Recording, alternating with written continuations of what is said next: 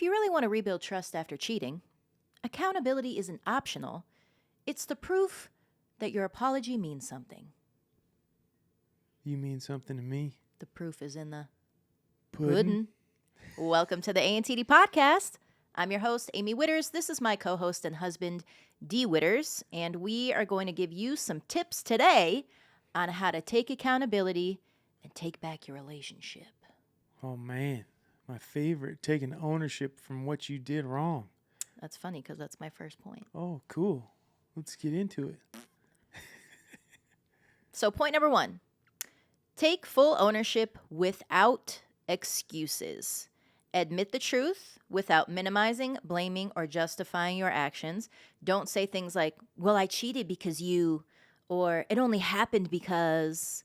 True accountability starts with saying, I made this choice. I take full responsibility for the pain I caused. And I feel like you've touched on this before. Yeah, you can't have any type of reconciliation until there's full ownership of your actions, right? Yeah. You can't move forward if you're still stuck in the past. Not even the person who got cheated on, but the person who did the cheating. You're like, well, it's your fault that I. It's like, no, it's you made the decision. Yeah. It's your fault. Take ownership.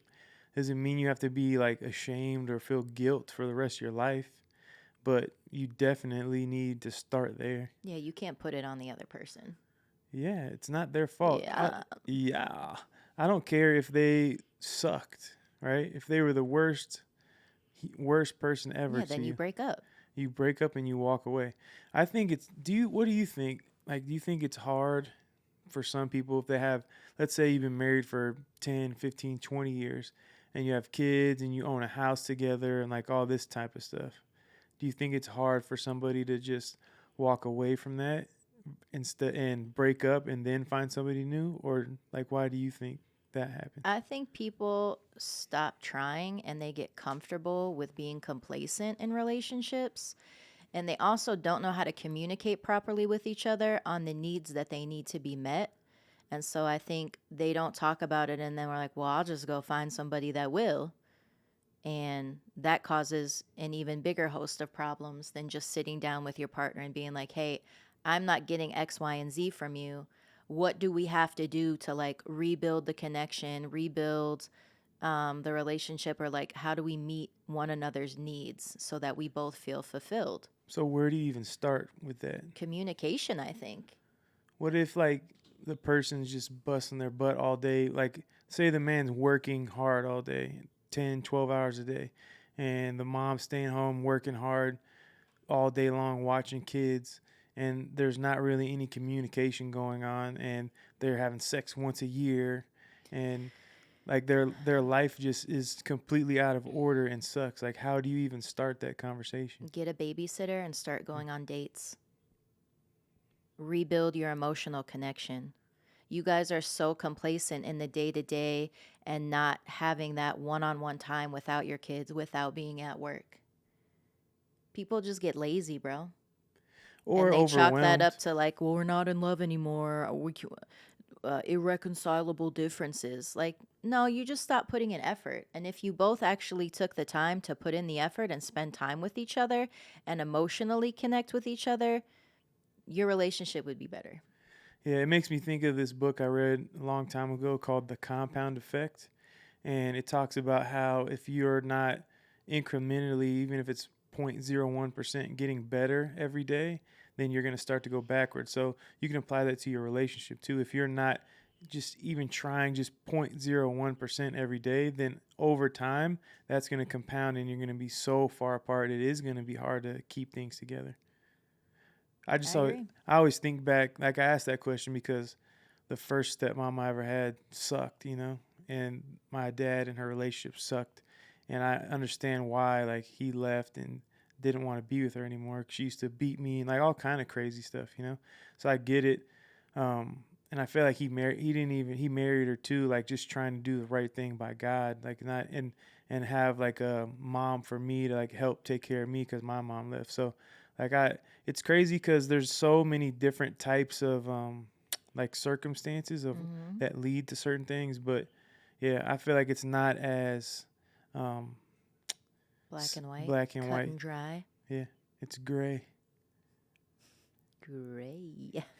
But yeah, what's crazy too to me is that the word is true. God makes all things work together. So him and my stepmom I have now, it's like I can't even picture them with anybody else besides themselves. Like they were made for each other.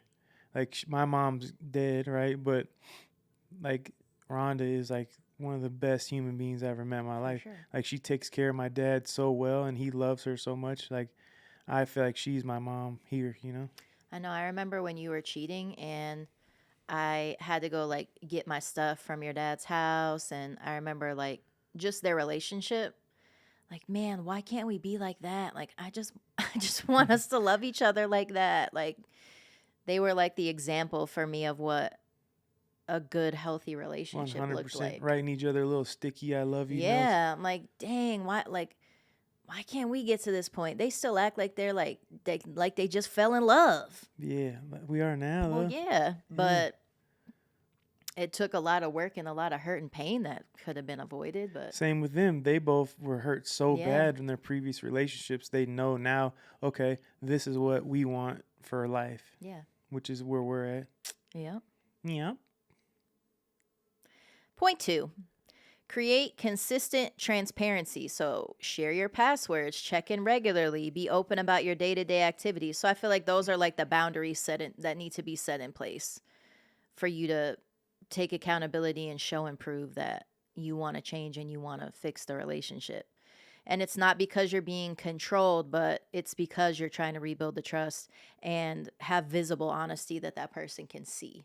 Not you just saying like, I'm going to change. Yeah, words don't mean So nothing. let your actions prove your change, not just your words. And I feel like that's where I messed up in the beginning when like everything happened is I kind of just took your word for it a lot of the times, like back and forth and over and over. And it wasn't until I got really fed up and you were finally ready to take accountability and do whatever I needed you to do that I was like, "Oh yeah, okay, that sounds good.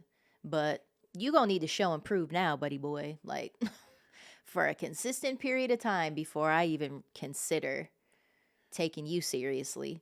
And I think you can apply that to everything in life. Every person that you come into contact, you have to communicate with, right? If they're just talking and they're not backing it up with their actions, like if they're telling you to love your husband or love your wife and they don't even love their Yeah. husband or wife, or if they're telling you to forgive people but they don't forgive people, it's like you judge it. What is it saying? You judge a tree by the fruit it bears, right? Like you could talk a good game, which I feel like I was the best at, like manipulation and just like I was a pimp. Like I could manipulate anybody with my words, you know. So now it's narcissist. So now, Manipulator, gaslighter, yeah, gaslight. turd burglar. I was never a turd burglar, dog. You're What the just heck? you're so different now too, which What do you think's the main difference between me now versus me then? you have a heart after God now. You have a fear of God, an awe of God, and it makes it very easy for me not to worry anymore because of that. I think the main difference between you then versus now is that you don't put up with bullcrap. Like you're confident in who you are and what you're supposed to be, like what your life is supposed to be like now. That like you're able to call me out of my any type of bullcrap, and I think that is healthy, right? Well, I think we learned how to communicate healthily. Healthily. Yeah. Because of all the things that we went through in the beginning of our relationship and because of the betrayal and we had to set boundaries. We had to like get open and ugly and vulnerable about things that you did or you know what I mean? In order to heal and really move forward and make our relationship better than before, which is hard for people to believe or think that it could be possible, but it is possible, but it does take a lot of work. So what's like something people could do or have every week So, so where they can kind of check in and see like where are we at as far as well, my communication? notes say a daily check in, but we created a weekly check-in. I've been talking to you guys or saying that I was going to create a like relationship checklist. So I did. And it's just a good way. I mean, we even did it today looking at it. Yeah. I mean, even though we're not dealing with infidelity now, there's always room for growth, improvement, connection, and to look at like where you guys are lacking right now so that you can be better. Like for us, we were like, dang, we could probably pray more and be in our word No, together more 100%. cuz we really only pray together, like before the podcast or at night with the kids. We're praying We individually all day yeah, long, but yeah, yeah, together. together, which can be such an intimate thing. Yeah. Like there could be some serious breakthrough in that for people, especially going through infidelity and trying to repair the relationship. It builds connection with each other. I It's a just different form of intimacy. I see God watching us hold hands and pray, and him being like, why wouldn't he want to bless that? You know what I mean? Just like when we're crying out to him alone, like with the door closed by ourselves, like why wouldn't he want to be involved in that? So, yeah, it's like hold your partner's hand and pray. Check in before you check out. Ooh. You feel me? But yeah, it'll be available on shopant.com along with the affirmations, along with the journal. I am still working on a forgiveness workbook, but that is in the works also. But just something for you guys to evaluate. Really, you could do it yourself and with your partner, if you wanted to. Like if your partner's maybe no contact or something right now. I don't know, because it talks about a bunch of different things. But it will be available on the site. Ye Okay. Point number 3. Pursue real heart change, not just behavior change. This isn't just about not cheating again, it's about letting God transform your heart. Get in your word, pray daily, seek accountability with other believers, and let your life bear fruit. Healing isn't just about stopping the wrong, it's about choosing what's right every day. Um, and another thing that I try to tell people with accountability, because I'm constantly getting asked, well, how do I know that they're really trying to change? How do I know that they're taking accountability? And the easiest way that I could think in my head is the 3 R's, which are roar, r- roar, roar, roar. r- which are remorse, reassurance, and respecting boundaries. So, what could you tell me about those 3 things as somebody who took accountability for their cheating? What does remorse mean to you? What does reassurance mean to you? And then what does respecting boundaries mean to you? My brain don't work that fast, so we have to go one at a time. So Remorse. What does remorse. remorse mean to you as a cheater? What does that look like So or sound like? being remorseful is understanding that you hurt somebody, right? And actually feeling bad for doing that. Like I don't care if it's your wife or anybody in your life, but if you hurt somebody, I don't think that there's any type of actions that kind of could justify that because we're in control of our own actions. So I think that being remorseful is understanding that you hurt somebody and then showing them like, hey, I am sorry. It's not, it has to start with words, right? Or maybe it doesn't.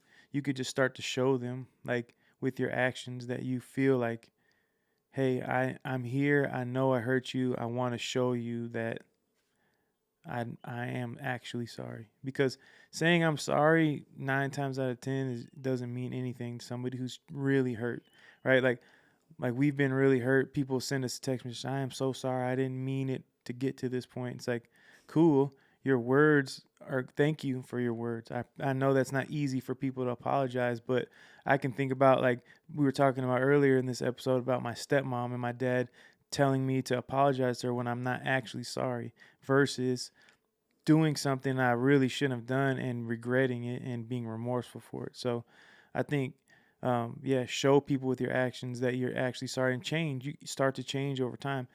I think people got it messed up when they think things need to happen overnight.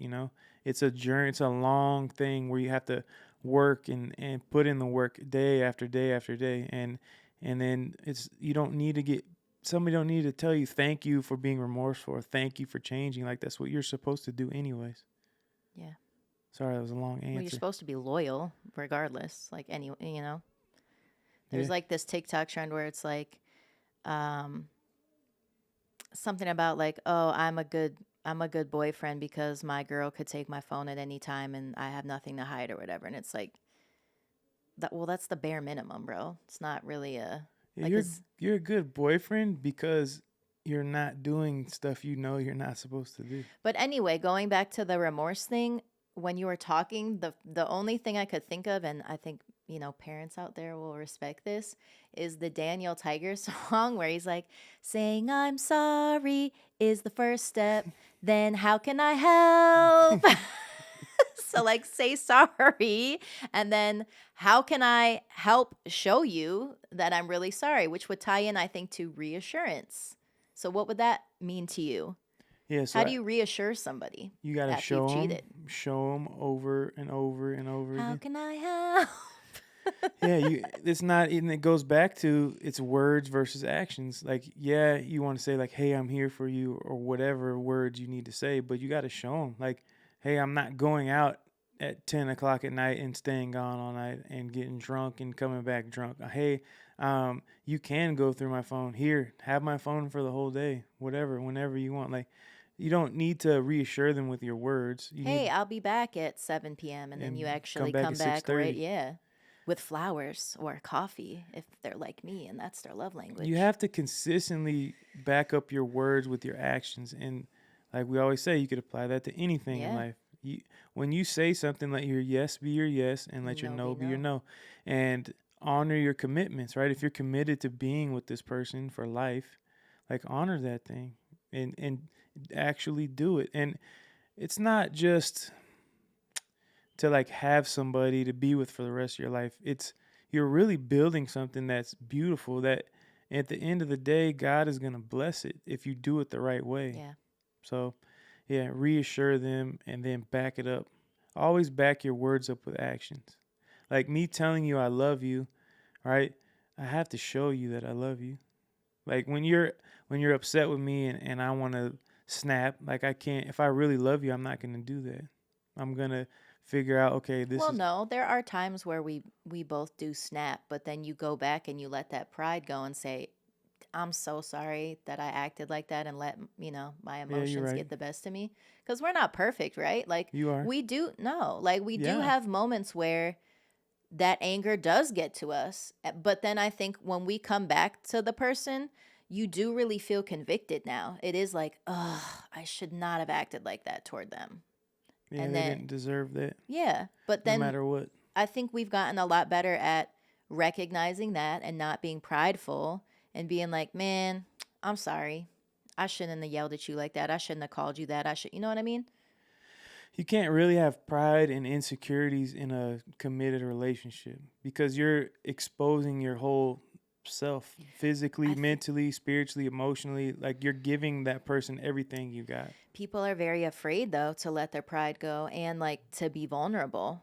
Like people are in committed relationships and still afraid to talk about certain things, and I think that does cause problems. You should be able to talk openly to each other about your fears, about things that have happened to you, because that promotes healing too. And then that can prevent future problems in your relationship because that person is trying to understand you and vice versa.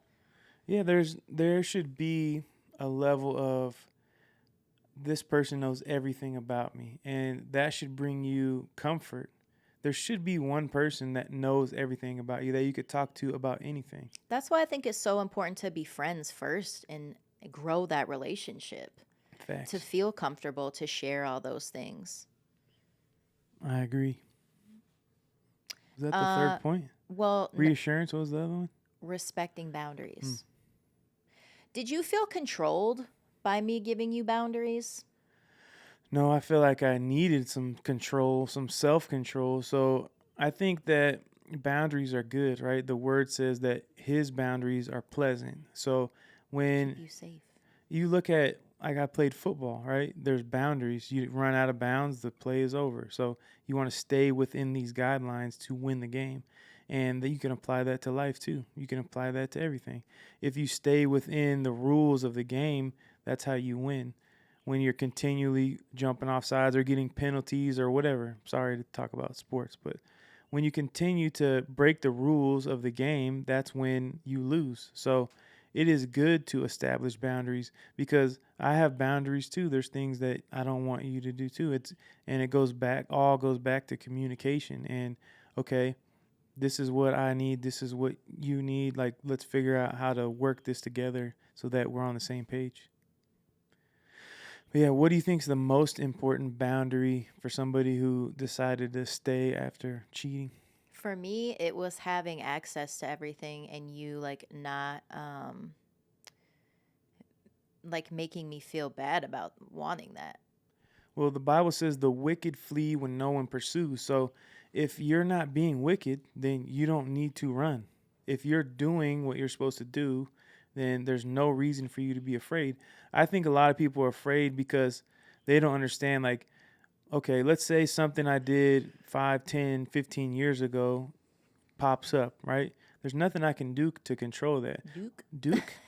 There's nothing I could duke. Duke shoot. But there's nothing I could do to control that, right? All I could do is be completely open and honest. And if I'm being completely open and honest, I'm like, here, baby, like, here's my phone. You can see what I got going on. Here's my phone. Here's my phone. You can see what I got going on. And then that will give you reassurance. That will give you confidence. That will give you what you need, right? But if I'm like, if you see something pops up and you're like, oh, let me see your phone. I'm like, no, I don't want to because what if something else pops up? Like, I'm not afraid anymore, right? I'm not afraid anymore. Home Alone, Kevin McAllister. I'm not afraid anymore. Yeah, like perfect example. I had to send myself a thumbnail from your phone last night and you were passed out in the bed with Sonny. And I'm like, man, I remember the days where like that thing would be in his pocket. His hand would be over it. Like you wouldn't even fall asleep really around me because of that phone. Sleeping one eye It'd open. be, hidden away somewhere. I wouldn't have the passcode. That's crazy to me. Who I am now versus Yeah. like what I don't even remember how many times I should change my passcode. It's like, who are you, some freaking cheating Navy Delete SEAL? all our text threads. Like, Yeah, what? that's bruh? taking up memory in your phone. Just delete them all. What a loser, dog.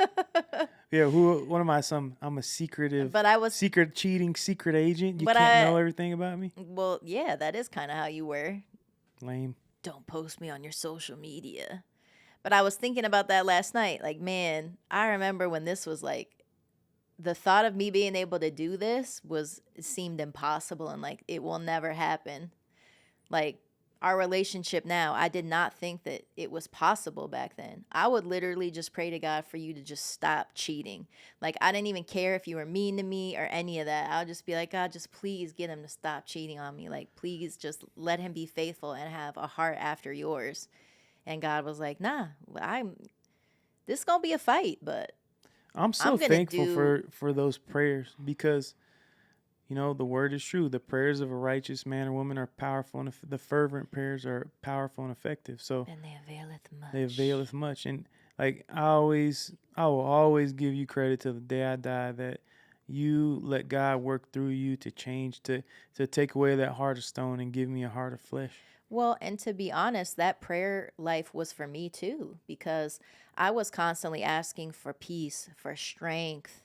Every day there were, new feelings, new emotions, new scenarios coming up that I had to ask God for guidance for and help with. And he carried me through all of that. But it was literally praying without ceasing. So what do you tell somebody who's like, thinks that that's all BS? Like, right, you came up with your 3 R's, reassuring somebody, like, we're showing them you're remorseful. Like, how do we show people, like, what we're speaking, the words we're speaking is true, and then how do we back that up for them? So that... Well, they won't know if they don't actually do it. Yeah, I always say you got to do your own homework, Yeah, like, how would you know if it's true or not if you won't even take the time or try to pray?